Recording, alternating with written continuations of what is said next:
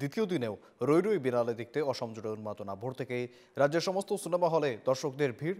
আজও গুয়াহাটির হলগুলিতে ভোর থেকে শুরু হয়েছে শো। প্রাণের শিল্পীকে শেষবারের মতো স্ক্রিনে দেখার জন্য অধীর আগ্রহে রয়েছেন অনুরাগীরা।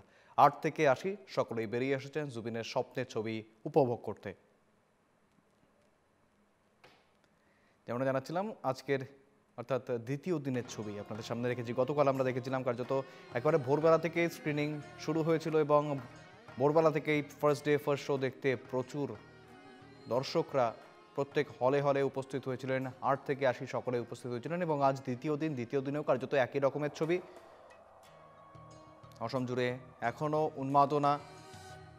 জুবিনের শেষ ছবির, জুবিনের শেষ কাজের সাক্ষী থাকতে সকাল থেকেই ভোরবেলা থেকেই কার্যত হলগুলির বাইরে উপস্থিত দর্শকরা, জুবিন অনুরাগীরা, এবং আজকেও কার্যত অসম জুড়ে একই ছবি।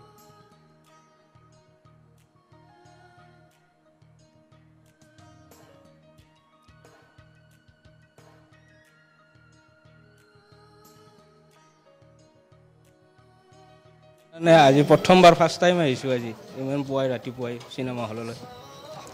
তেওঁতো জীৱিত অৱস্থাত এতিয়া নাই। তেওঁ শেষৰখন ছবি চাবলৈ পায়, টিকটটো পায়ো সৌভাগ্য মানিছোঁ সঁচা কথা ক'বলৈ গ'লে।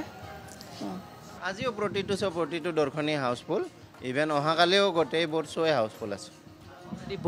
অলৰেডি বুক হৈ আছে। চব হলৰ অনাৰ বা চব মানুহে, জুবিনদাৰ ফেনবোৰেও ৰিকুৱেষ্ট কৰিছিল মানুহবোৰক যি ভিডিঅ' ৰেকৰ্ডিং কৰিব নালাগে। বহুত কাষ্টমাৰে মানে কোনোবাই যদি ৰেকৰ্ডিং কৰিছে ওচৰত বহি থকাজনে মানা কৰিছে। আমি আমাৰ ষ্টাফকো মানে কৈ থৈছোঁ কি চেক কৰি থাকিবা যাতে চিনেমাখন চবেই চাওক, এনেকৈ কোনোৱে ফেচবুক বা ইউটিউবত আপডেট কৰি নিদিয়ে।